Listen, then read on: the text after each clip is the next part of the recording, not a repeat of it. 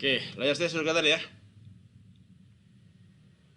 Sudah, Pak. Oke, bismillahirrahmanirrahim. Assalamualaikum warahmatullahi wabarakatuh. Waalaikumsalam warahmatullahi wabarakatuh. Bertemu kembali dengan kelas Digital Business dan Industri 4.0. Pada kesempatan siang hari ini, kita akan masuk ke chapter 9 yang membahas mengenai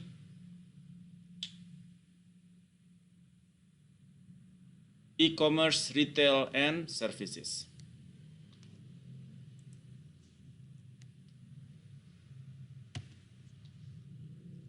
Cita-cita kita di dalam topik kita pada siang ini, kita ingin memahami terhadap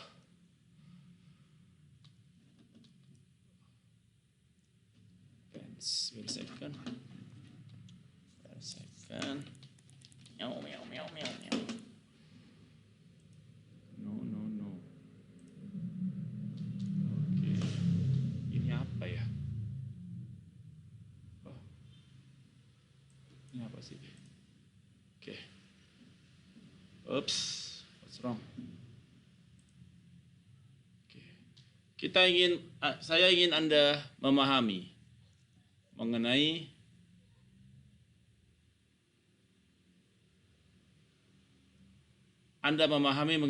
environment, di mana online retail sector dia beroperasi. Anda dapat menganalisa kepada economic viability dari sebuah online firm. Anda juga dapat mengidentifikasi tantangan yang dihadapi dari berbagai types dari online retailer. Dan Anda juga bisa memahami kepada features dari online service sector. Anda memahami kepada trends yang terjadi di online financial service industry. Anda juga mampu menjelaskan tren di online travel service industry. Anda bisa mengidentifikasi tren di dalam carrier service industry. Dan Anda memahami business model on demand terhadap service companies. Nah,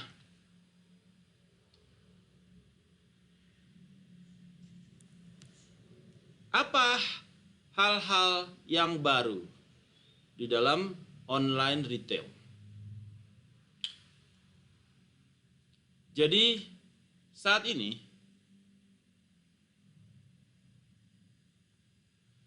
retail mobile e-commerce mengalami ledakan.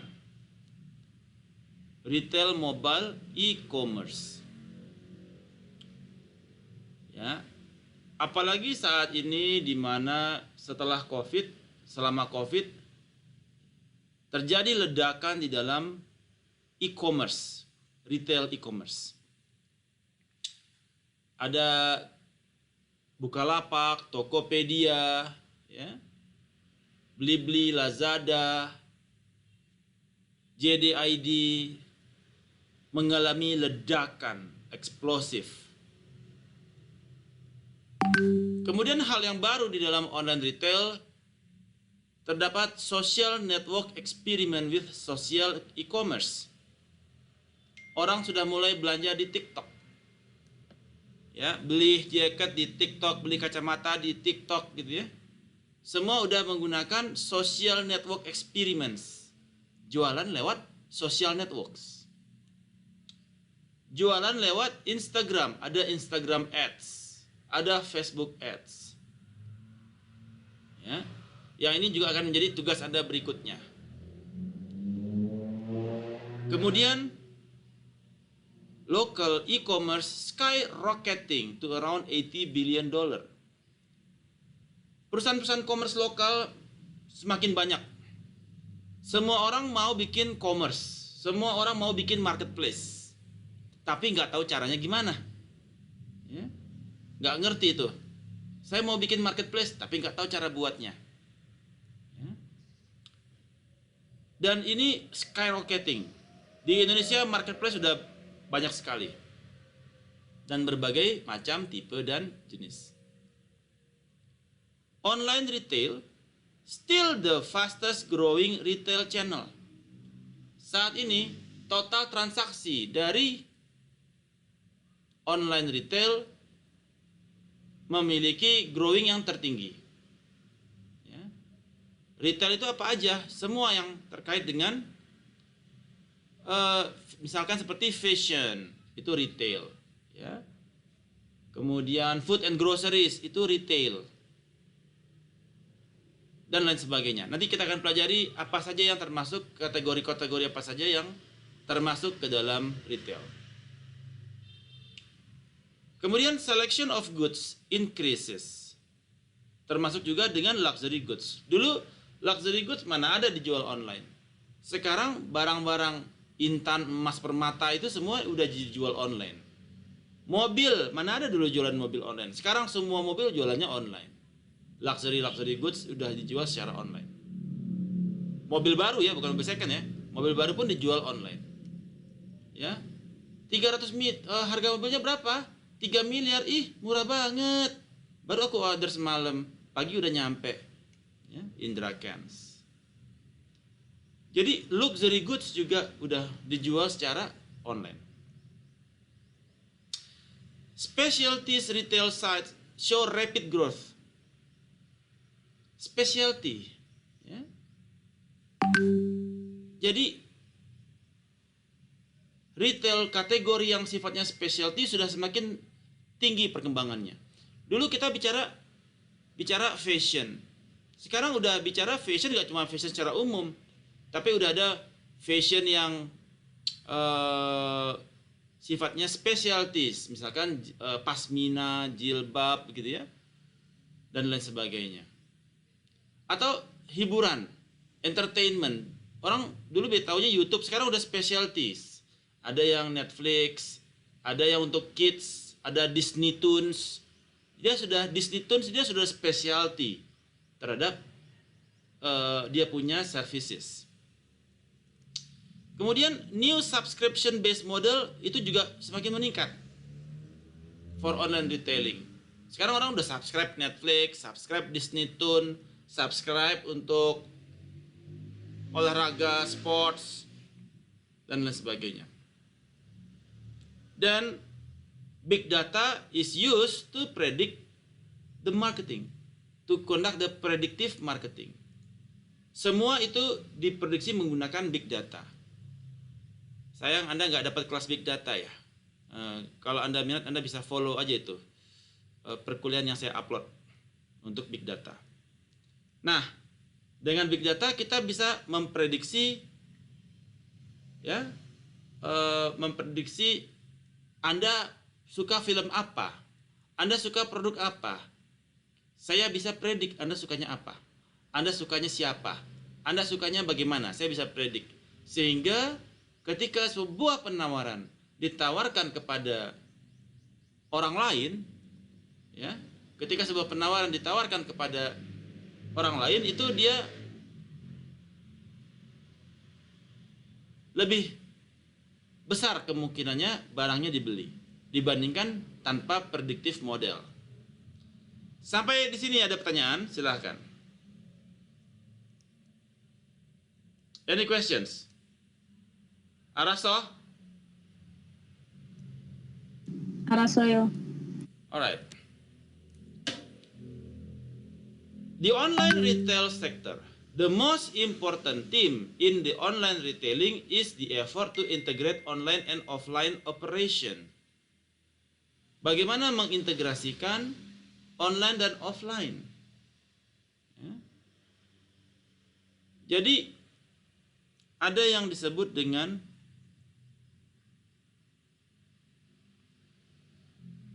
omni channel, di mana di dalam omni bisnisnya dia berlangsung secara online dan juga secara offline. atau disebut juga dengan brick and mortar. Apa kepanjangannya brick and mortar? Brick adalah batu bata, mortar adalah semen. Jadi toko-toko yang masih berupa bata dan semen itu disebut offline. Ini online.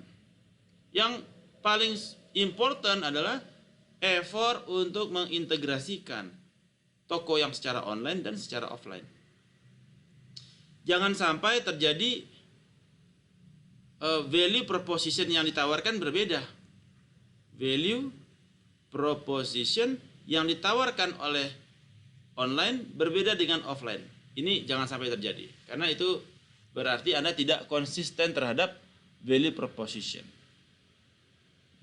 Effort yang terjadi adalah mempertahankan value proposition baik secara online maupun secara offline.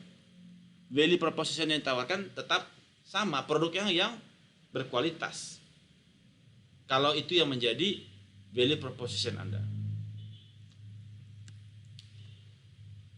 Nah, retail industry itu segmennya banyak banget. Sampai lebih dari 30 segmen. Tetapi untuk materi kita persempit kepada 7 segmen. Ya. Nah, apa sajakah itu?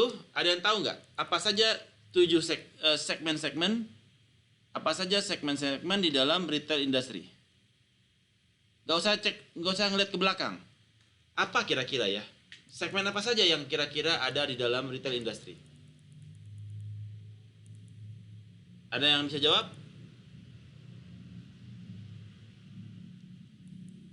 Silahkan. Just shoot, jangan berpikir. Tinggal ngomong aja, industri apa yang Anda ketahui yang ada di dalam retail industry. Sorry, ini agak berisik suara motor nih. Saya lagi di daerah. Apa segmen yang Anda ketahui? Halo? Halo? Sebutkan makanan, segmen. Pak. Ya, silakan. Apa tadi, Riko? Makanan. Food and groceries. Oke. Food and groceries. Good. Apalagi?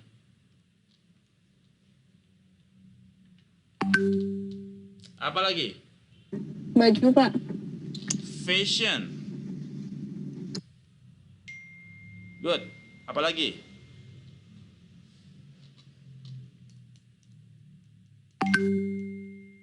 Segmen yang Anda sering pakai apa saja? Anda sering belanja deh itu. Kategori itu di marketplace. Apa itu? Elektronik. Good. Betul sekali. Elektronik. Apalagi?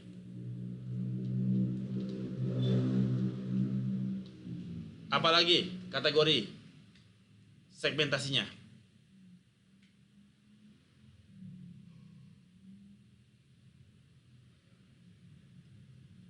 Come on.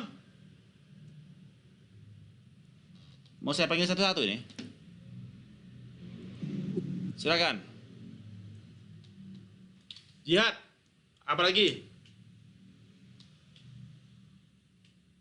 Ayo, sebutkan siapa yang sanggup, siapa yang tahu. Apalagi kategori Pak, yang Anda belanja? Kalau aksesoris motor gitu, Pak. Otomotif. Ya. Oke, apalagi? Obat-obatan, Pak.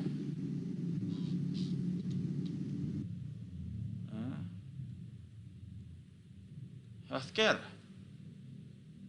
Apalagi? Perabotan rumah, Pak. Perabotan rumah. Furniture ya, Pak? Ya, boleh. IKEA ya. Furniture. Apalagi? Perhiasan. Luxury goods. Apalagi? Olahraga, Pak? Enggak. Kan kita segmen jualan. Olahraga mungkin di sini. Entertainment. Ya kan? Sport itu kan entertainment juga kan? Apalagi? Udah, segitu aja. Kosmetik. Kosmetik. Kosmetik. Bisa kali ya? Kosmetik. Oke. Apalagi?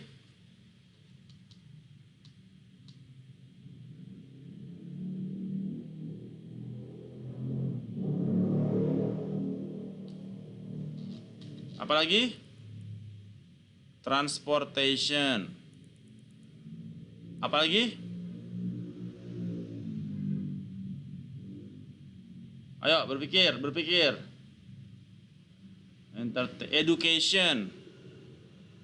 Education. Apalagi? Ayo berpikir. Saya sambil berpikir juga nih. Apalagi yang Anda tahu?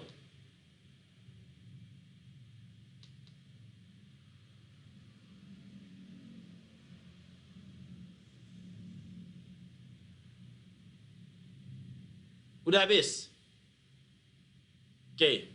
Jadi itu adalah berbagai macam segments dari sisi kategori.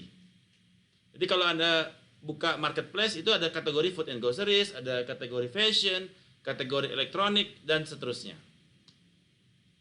Ya. Nah,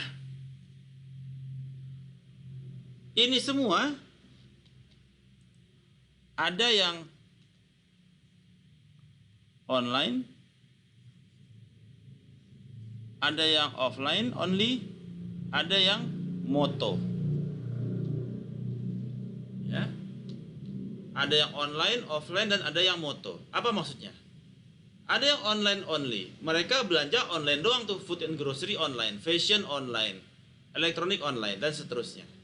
Ada yang offline only. Mereka belanja otomotif offline, healthcare offline, furniture offline. Dan ada yang moto. Moto itu mail order, telepon order. Jadi dia menggunakan mail order atau telepon order. Itu moto. Dia bisa disebut online, bisa juga disebut offline. Karena telepon kan offline. Ya kan? Tapi bisa jadi online kalau dia pakai WhatsApp call gitu ya. Nah, seperti itu. Jadi ada mail order, mail juga bisa by post, bisa juga by mail dari email gitu ya. Nah, itu tapi dia more similar kepada online sebenarnya. Oke, jadi itu adalah jadi di dalam retail industry banyak sekali kategori-kategorinya. Nah, ini adalah contoh dari composition of the retail industry. Ada food and beverage, ya, online retail, gasoline, dan seterusnya. Jadi di setiap negara beda-beda ya. Di Indonesia kategorinya sampai dengan 30 kalau nggak salah. Di tempat lain lebih sedikit. Nah,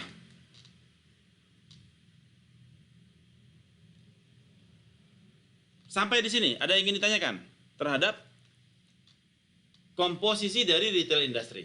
Silakan. Any questions? No questions? Araso? Araso ya, Pak. Oke.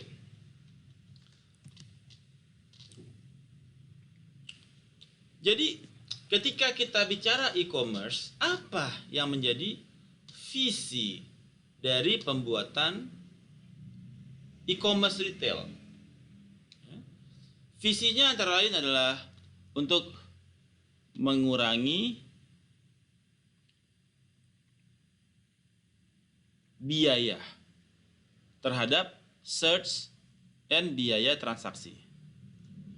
Dulu kita kalau mau cek harga itu datang ke pabrik, ke Korea, saya datang ke Thailand, ke pabriknya Thai Fine Sinter, saya datang ke Kayaba, Thailand, saya datang ke macam-macam company untuk sekedar search dan bertransaksi terhadap biaya. Ya. Nah, dengan adanya retail ini, customer able to find lowest price. Dulu kita kalau mau cek harga tiket, saya datang ke masing-masing agen tiket pesawat gitu ya, panorama segala macam, terus harga berapa, ya kan, beli di sana, print tiketnya, baru ke airport. Sekarang udah nggak perlu, sekarang sudah terjadi reduce time untuk searching data dan reduce terhadap biaya transaksi. Di mana saat ini dengan adanya Tokopedia dengan adanya Traveloka, kita udah bisa menemukan harga yang termurah dari sebuah produk. Dengan Google, kita udah tahu harga yang termurah. Ya, jadi kita reduce searching time dan juga reduce cost-nya dia untuk transaksi. Kemudian kita juga mengurangi entry level cost. Dulu harus punya toko, sekarang nggak punya toko. Ya kan, yang cukup Anda punya barang, stok cukup, ya, tinggal jual secara online. So, mengurangi entry cost. Dan juga lower operating cost. Sekarang udah ada namanya chatbot. Nah, chatbot ini yang sebagai customer service Anda, ya. Sehingga biaya operasi jadi jauh lebih murah. Dan juga tercapai kepada higher efficiency. Kemudian visi berikutnya adalah traditional store merchant itu bakalan force out of business. Chapter 11, bangkrut. Ya, mereka-mereka yang masih mengandalkan brick and mortar akan bangkrut dari bisnis. Some industries will be disintermediated. Jadi maksudnya disintermediate itu artinya dia putus hubungan dengan supplier atau putus hubungan dengan retailer. Bahkan pabrik-pabrik obat itu sekarang dia jual langsung obatnya di marketplace, di Tokopedia, di Bukalapak. Ya, pabrik-pabrik obat pun udah jualan di sana, di Tokopedia, Bukalapak. Nah, some industries will be disintermediated karena dari pabrik nggak lagi lewat Indomarko keliling-keliling ke retailer terus bagi-bagi stoknya, bagi-bagi barang ke masing-masing toko tersebut. Sementara Indomarko-nya sendiri sekarang sudah diintermediasi. Jadi dari Nestle, dari toko obat, dia langsung pasang jualan di marketplace. Sehingga harganya jauh di bawah harga pasaran. So ini yang menjadi visi dari e-commerce retail. Few of this assumption where correct structure of retail marketplace has not been revolutionized. Di mana internet menciptakan ruangan untuk bisa terjadi omni-channel. Adalah internet firms dan support a few pure play merchants. Ada yang ingin ditanyakan sampai di sini? Silakan. Any questions? Atau udah pada ngantuk semua nih? Any questions?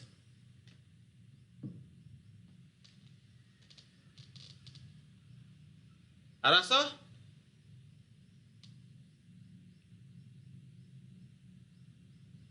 Araso?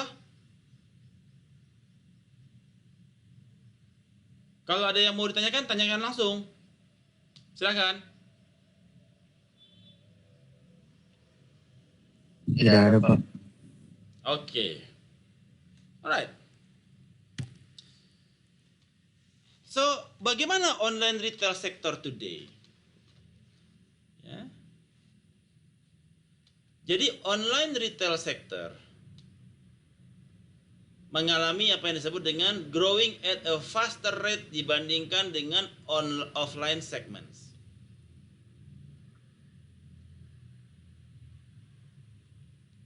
Orang-orang pada belanja di online. So, mengakibatkan terjadi shifting dari konsumen yang biasanya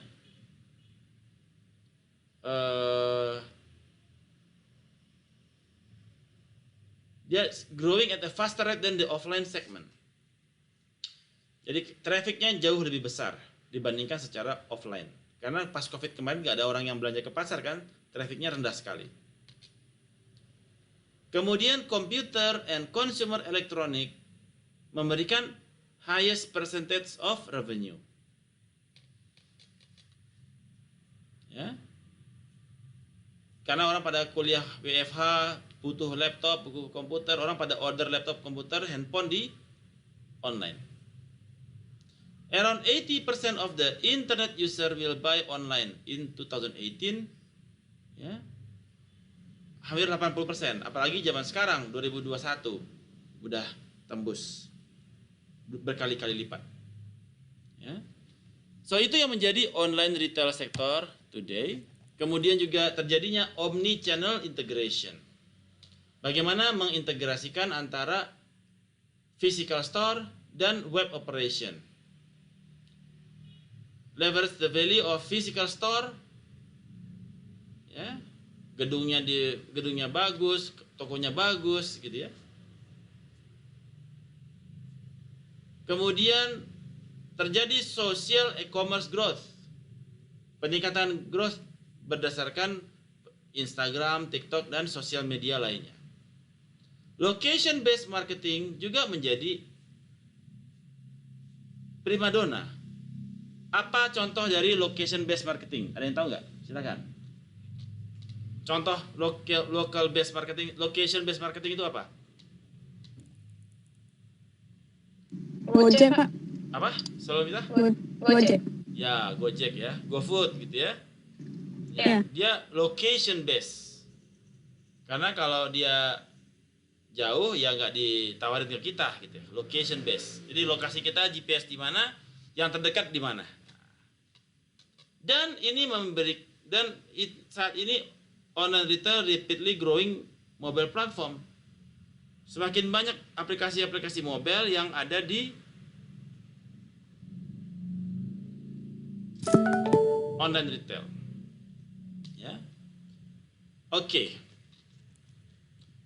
Ini adalah online retail revenues. Ini banyak, cukup besar ya. Otomatis, where's my glass? In my head. Oke. Jadi kalau kita lihat online retail revenues itu tertinggi adalah di tahun 2019 adalah computer and electronics. 22% total volume. Nomor 2 apparel, baju terus tuh 30%, 20%. Furnitur 11%, oke. Healthcare dan seterusnya ya. Ini adalah online retail revenues by categories. Ya. Dan growth-nya diperkirakan akan terus steady naik ke atas terhadap online retail worldwide. Jadi ada teman-teman saya itu mereka bikin aplikasi buat belanja. Nah, ada yang namanya Happy Fresh, ada yang namanya e-commerce. Jadi ada untuk mempermudah pelanggan, mereka membuat startup seperti itu. Nah, jadi online retail secara growth-nya terjadi peningkatan yang cukup stabil ya. Nah, bagaimana cara kita menganalisa sebuah online firm itu layak atau tidak layak? Economic viability adalah kemampuan sebuah perusahaan untuk survive ya sebagai perusahaan yang menghasilkan profit during specified period antara 1 sampai dengan 3 tahun. Ya. Dan ada 2 jenis business analysis yang di approach. Pertama adalah strategic analysis berdasarkan industri secara eksternal dan internal dan bagaimana perusahaan itu dia berperform. Dan yang kedua adalah financial analysis, how the firm is performing. Ya. Ini adalah cara kita menganalisa viability dari online firm. Ada banyak caranya ya, strategic analisisnya. Ada mulai dari ini adalah masuk ke 5 forces ya. Ini adalah yang disebut dengan 5 forces. 1, 2, 3, 4, 1, 2, 3, 4, 5. Power of barrier of entry, barrier of supplier, customer, substitute product. Supplier, customer, kemudian barrier to entry, kemudian substitute product. Ya. Ada lagi industry value chain dan nature of intra-industry competition. Nah, apa yang dimaksud dengan barrier to entry? Ada yang bisa jawab? Silakan. Apa yang dimaksud dengan barrier to entry? Siapa yang mau jawab? Hambatan untuk masuk. Hambatan untuk masuk, yes. Bagaimana bentuknya barrier to entry itu, Salamita? Apa yang terjadi?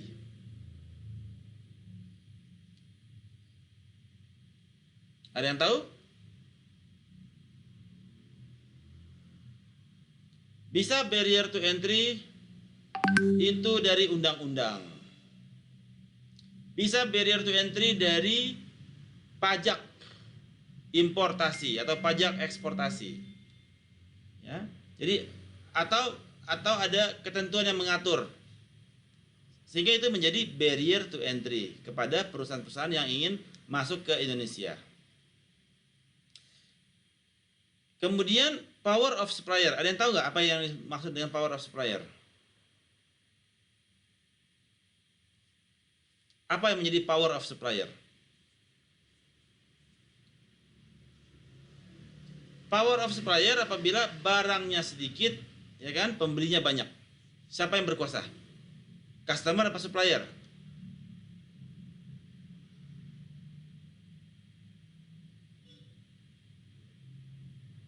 Supplier Pak. Gimana? Supplier Pak bisa memainkan harga.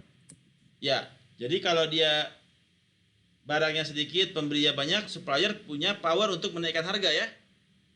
Ada demand yang tinggi. Nah, bagaimana kondisi untuk power of customer? Barangnya banyak, customernya dikit. Jadi customer bisa suka hati taruh harga.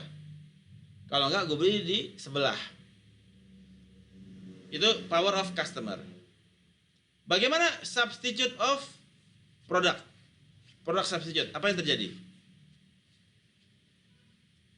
Ada produk pengganti atau yang mirip gitu Pak.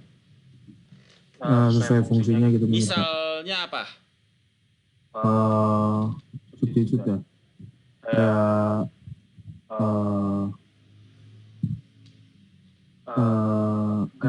beras putih itu Pak sama beras merah mungkin. Nah, bisa. Itu product substitute, bisa ya. Atau bisa juga kayak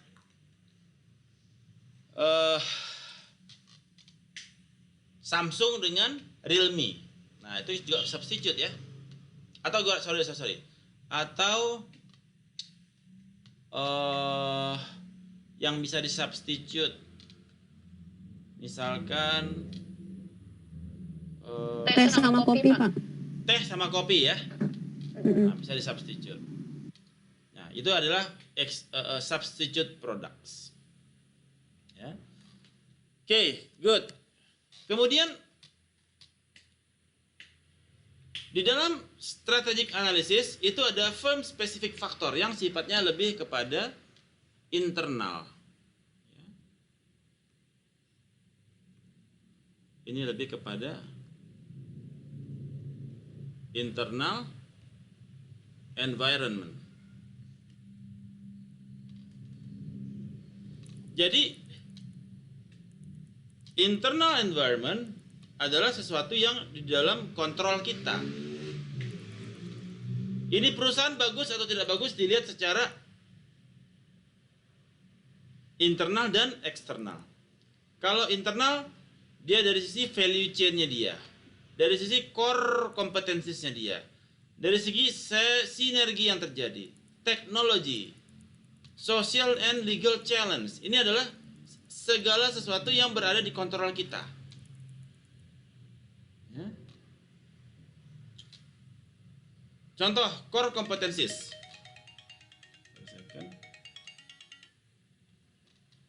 core competencies adalah sesuatu yang kita miliki yang tidak dimiliki oleh orang lain atau sulit ditiru oleh orang lain. Itu disebut dengan core competencies. Ya. Kemudian sinergi adalah ketika terjadi sinergi antara dua perusahaan ketika mereka merger. Itu disebut dengan sinergi. Atau antar pegawai dengan grup-grup yang lain, sinergi. Teknologi, ya. Teknologi yang recent, yang terbaru, itu menjadi kekuatan kita. Social and legal challenge, ya. Resiko secara legal. Kemudian tadi secara strategiknya secara eksternal, ya. Kalau ini secara eksternal kita melihat dari sisi barrier to entry, ini eksternal. Ini secara internal. Kemudian yang ketiga, untuk melihat sebuah perusahaan layak atau tidak layak, perusahaan startup itu layak atau tidak layak adalah berdasarkan statements of operation. Laporan keuangan. Ada income statement. Udah pernah ikut kelas saya yang itu kan? Corporate finance kan? Belum, Pak. Belum pernah corporate finance dengan saya kah? Belum. Ini pelajaran ini perkuliahan pertama dengan saya kah? Iya, Pak, saya. Udah Pak, udah. Udah kan? Siapa yang Udah. belum tadi? Bu Saina kah? Salamita kah? Selomita, Pak. Oh, oke. Nah. Oke. Tadi yang bilang yang sudah tadi siapa yang cowok? Riko Pak. Oh, Riko ya. Corvin 1 udah ya Riko ya? Udah Pak. Nah, di Corvin 1 itu kita sudah belajar mengenai income statement. Ya, kita bicara mengenai financial statements. Ada income statements, balance sheet, dan cash flow statements. Di dalam cash flow statements, paling bawah itu adalah net income. Oke. Ya. Kemudian di dalam menganalisa perusahaan kita juga perlu menghitung pro forma. Jadi laporan pro forma itu adalah laporan keuangan yang kita prediksikan beberapa tahun ke depan, setahun 2 tahun ke depan, untuk melihat cash flow yang dihasilkan dari net income itu di income statement, ya. Di sini. Di cash flow adalah net cash flow-nya berapa. Jadi kita bisa melihat berapa net cash flow di tahun pertama, tahun kedua, tahun ketiga untuk menghitung NPV. NPV sama dengan investment minus dari investment ditambah cash flow di tahun pertama dibagi 1 plus R ditambah cash flow di tahun kedua bagi 1 plus R kuadrat, ya, dan seterusnya. Nah, jadi kita juga melihat sebuah perusahaan itu layak atau tidak layak berdasarkan laporan keuangan, income statement, balance sheet, dan cash flow statement. Kita melihat cost of sales, gross margin, financial ratios-nya. Ada 30 financial ratios yang bisa kita analisa. Nah, di dalam balance sheet ada aset, current liabilities, current asset. Oke. Sebentar, Riko. Ya Pak. Corvin 2 masih ketemu, katanya Bu Mayang itu ya? Digantikan ya? Corvin 2 saya sama Pak Dudi. Pak Dudi kan? Terus yang Corvin 2 setelah UTS masih dengan Pak Dudi? Masih Pak. Oh, kalau gitu saya di kelas berikutnya artinya itu. Gantiin Bu Mayang. Oke, no worries. Oke, saya ketemu kelas yang lain artinya. Oke. Kemudian balance sheet ada aset, current asset, current liabilities, long term debt, working capital, ya. Ini di dalam balance sheet. Selomita kenapa belum ikut ya? Ngambil duluan ya Selomita ya? Digital bisnisnya ya? Iya, Pak. Oh, kamu ngejar ke atas ya, pengen cepat lulus ya? Iya. Oke. Gak apa-apa, bagus kok. Oke. Nah, Ada financial analysis di situ, ada aset, current asset, liabilities, ya. Kalau yang udah Corvin udah bosan lah denger ini. Kemudian, nah, jadi kita bisa melihat perusahaan ini layak atau tidak layak dari mana? Dari pertama, dari laporan keuangannya dia, financial analysisnya dia. How the firm is performing. Ya. Berapa dia punya net income? Berapa dia punya cash flow? Ya. How is it performing? Ada rasio-rasionya dia.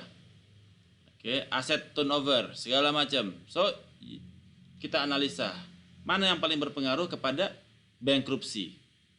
Oke. Kemudian strategic analysis kepada external environment dan internal environment. External environment, COVID-19, resesi, GDP dan lain sebagainya. Internal environment, external dan internal environment. Untuk yang internal contohnya yang tadi sumber daya manusia, teknologi, core competencies dan sebagainya. Ini adalah pendekatan yang digunakan berdasarkan strategi dan kedua secara finansial. Ya. Dari situ baru kita bisa menghitung economic viability. Apakah dia mampu untuk survive during periode tertentu? Apakah dia akan survive di tengah COVID? Ya kan, di tengah gejolak COVID. Nah, ini yang menjadi kemampuan yang harus Anda miliki, ya, dikembangkan dari corporate finance yang sudah Anda pelajari. Sampai di sini ada pertanyaan terkait financial viability. Any questions? Silakan.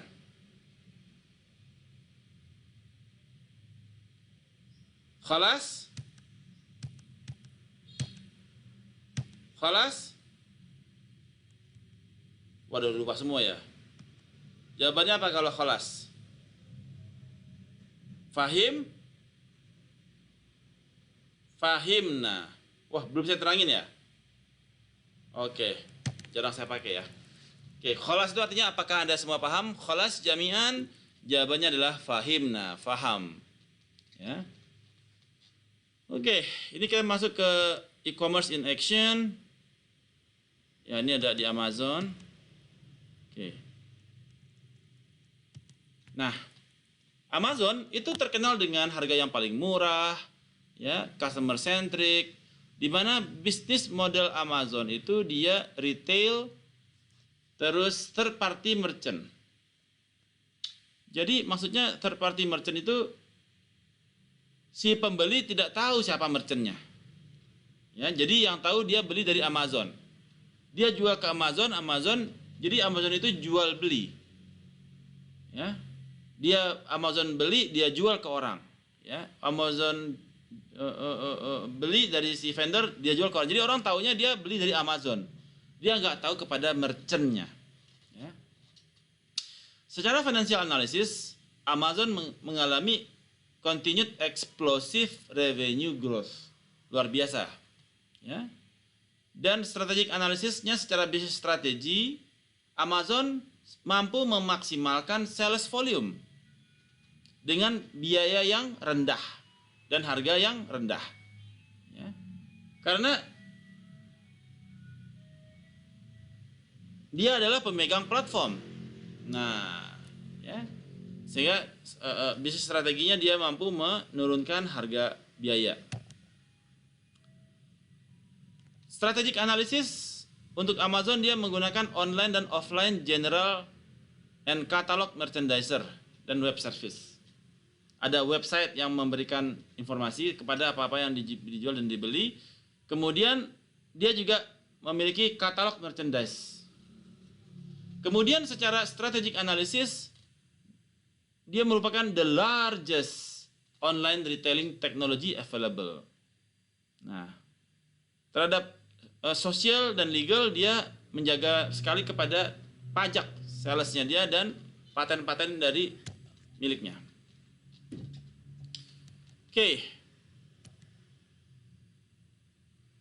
Nah, di Amerika sebagai tempat kita berkaca, online retail itu ada 4 macam. Ada yang omni channel, ada virtual merchant, katalog merchant, dan manufacturer direct.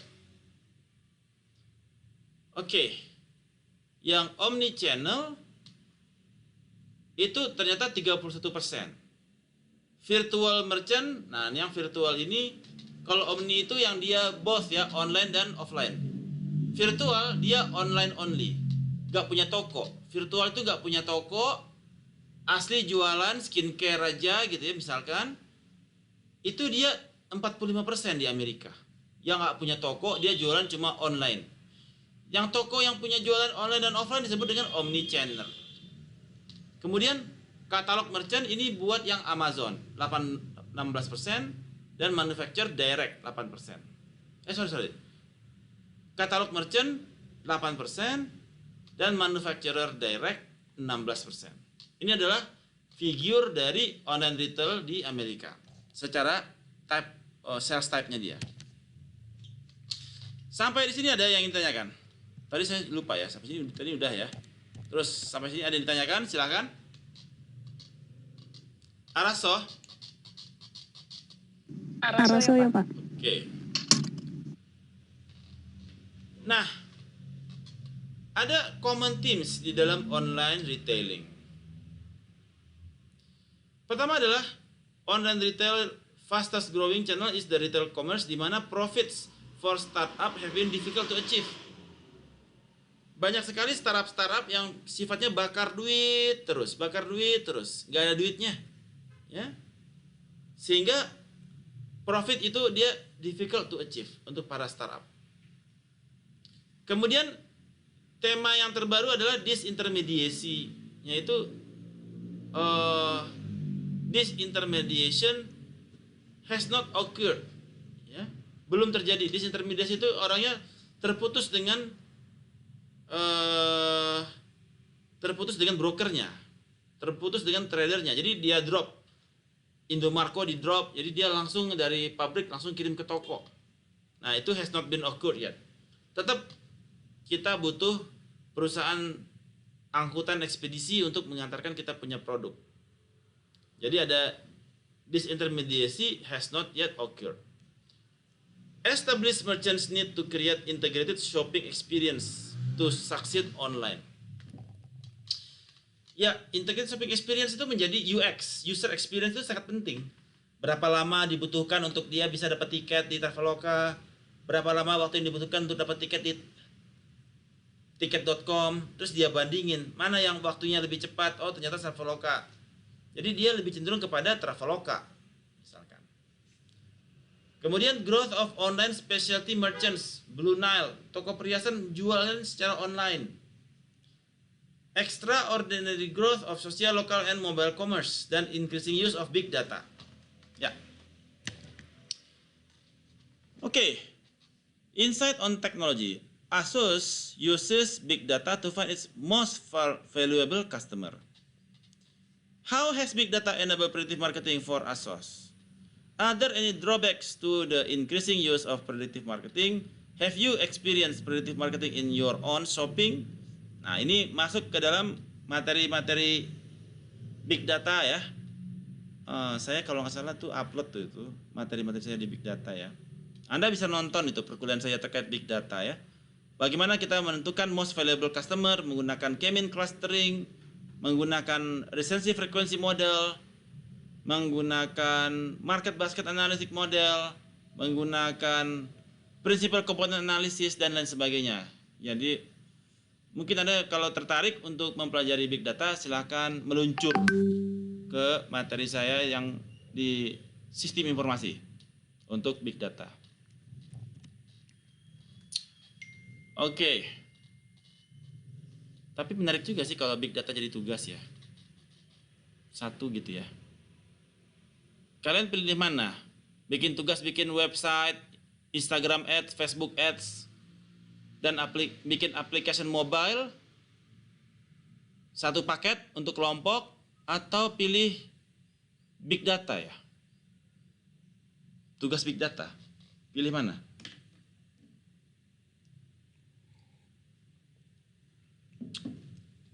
Ada preference. Kalau big data contohnya bagaimana ya Pak? Ngoding.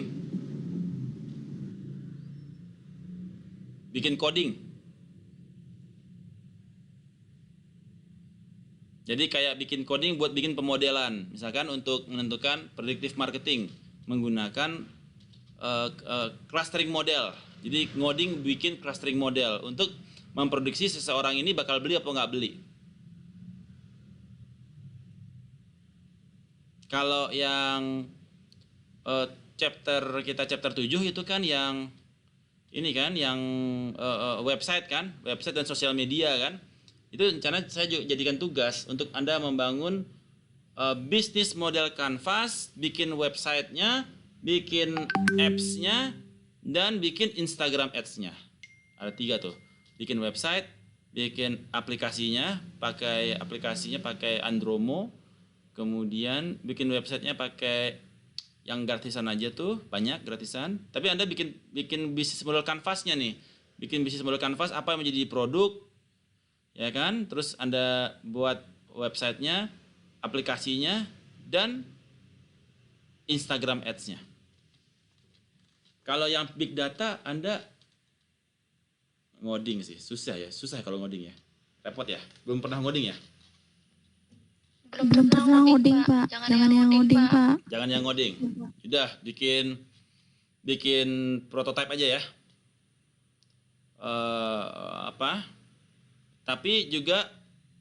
Tapi dia ini untuk yang IoT.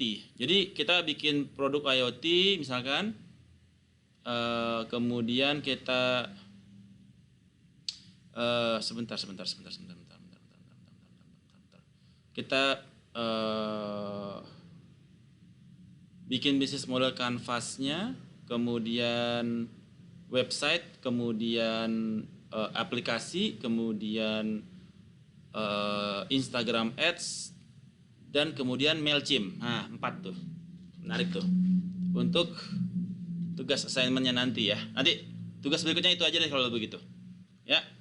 Oke, kita lanjutkan. Nah, di dalam service sector itu ada 3 kategori ya di dalam service sector. Ada online only, offline only, ada yang online dan offline. Ada yang online only, offline only. Ada online and offline. Jadi kalau kita bertransaksinya itu 80% online, artinya kita tuh udah online only tuh.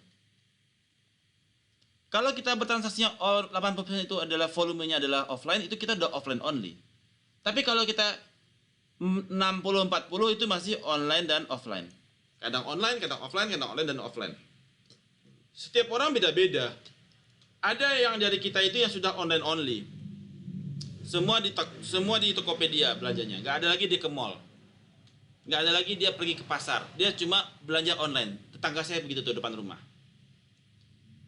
Tiap hari Gojek nganterin paket. Nggak berhenti-berhenti. Mungkin kalau saya hitungin tuh ya, bisa 20 paket sehari. Mulai dari jeruk, mangga, ya. Beli di Happy Fresh, mangga dateng, jeruk dateng.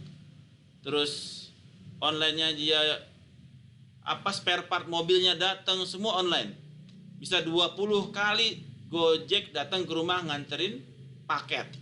Itu orangnya udah online only. Online only. Ya. Tapi masih ada yang kerjanya ke pasar mulu, belanja mulu, ke pasar itu offline only. Kalau masih 50-50 itu online dan offline. Nah, service sector mengalami rapid expanding part of economics. Betul-betul paling kencang lajunya. The largest is the service sector. Nah,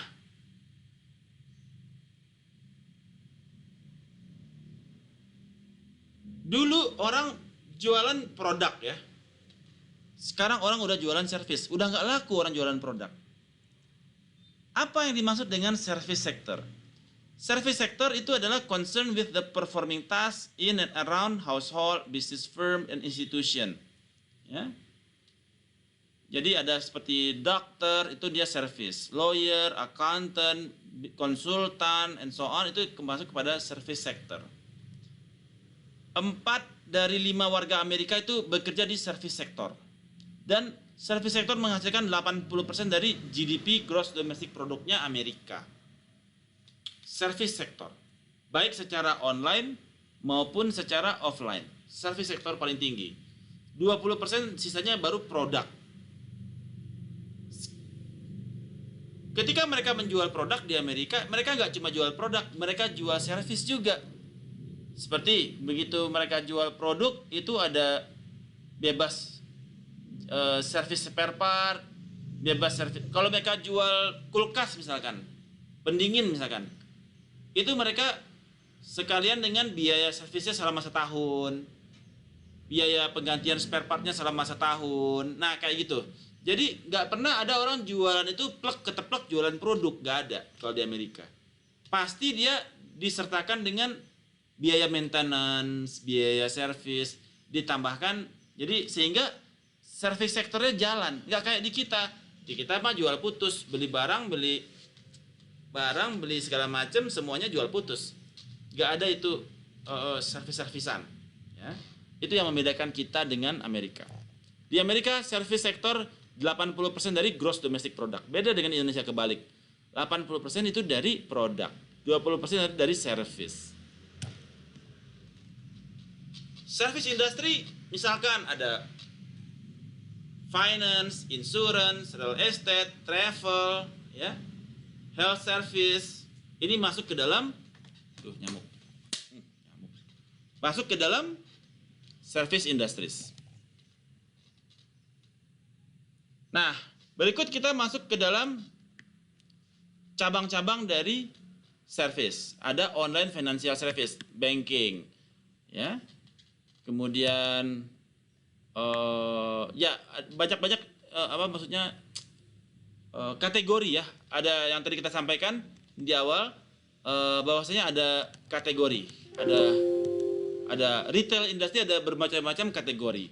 Nah, di dalam kategori ini ada yang disebut dengan online travel service, OTS, online travel service. Ini adalah seperti siapa contohnya? Ada yang tahu nggak? Online travel service itu siapa contohnya? Traveloka, Pak. Apalagi? Masa cuma Traveloka doang yang ingat? .com. Ya, apalagi?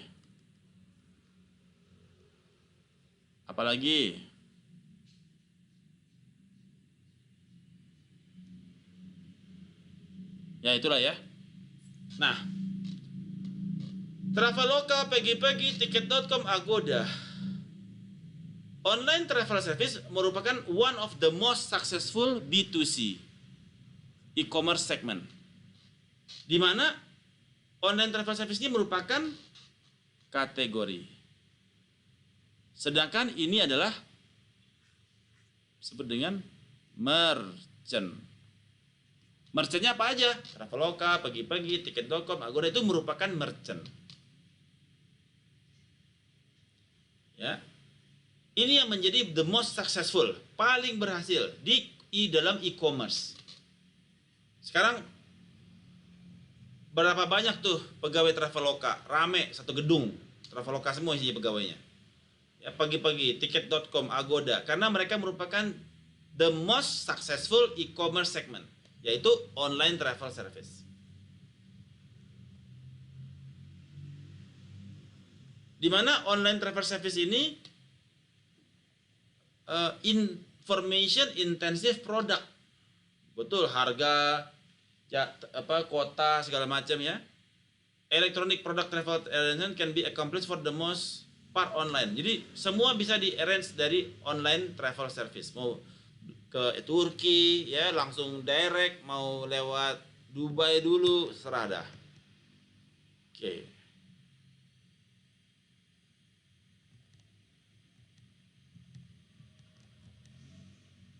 Kemudian apa lagi? Online travel industry dynamics. Ya, gampang. Online insurance service. Apa aja yang Anda tahu merchantnya?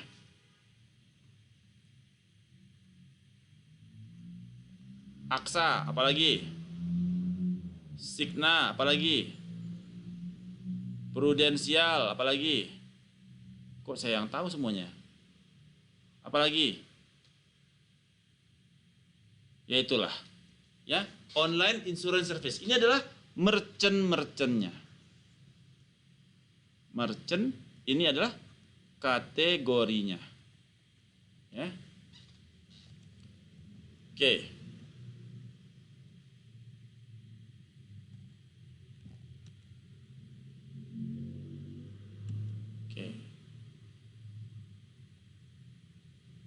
Nah, ini adalah kategori. Jadi ini adalah sebentar. Ya.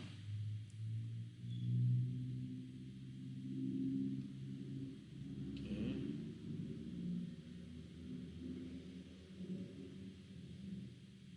Ini adalah kategori.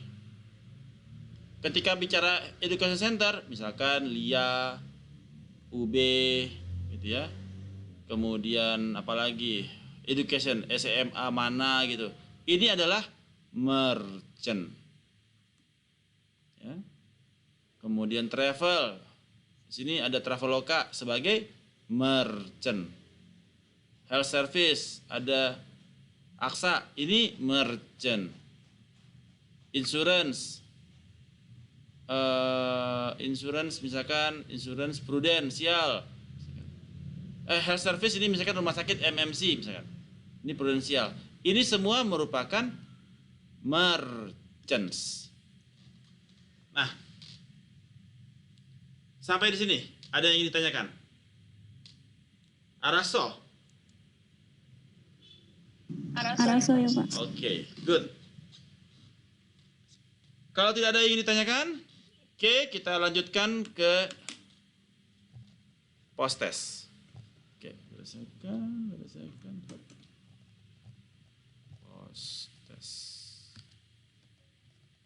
post test week 9 post test. Oke.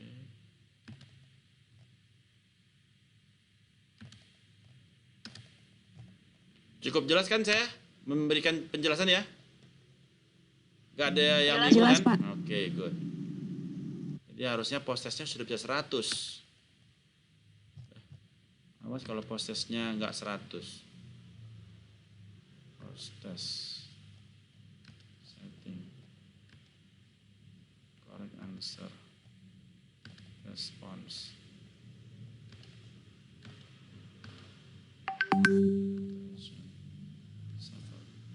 Oke, post test sudah saya rilis. Waktunya Anda semua 10 menit. Silakan. Ingat, post test kontribusinya besar loh kepada nilai UAS. Jadi yang dimasukkan itu ternyata nggak ada nilai kuis ya. Jadi post test nilai akhir itu nilai UAS tambah, jadi nilai tugas, kemudian nilai post test dan nilai UAS digabung berdasarkan weighted-nya ya. Makanya jangan main bercanda-bercanda sama post testnya.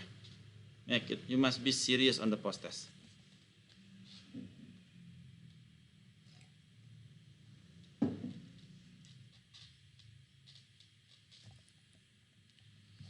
Sebentar saya absen dulu.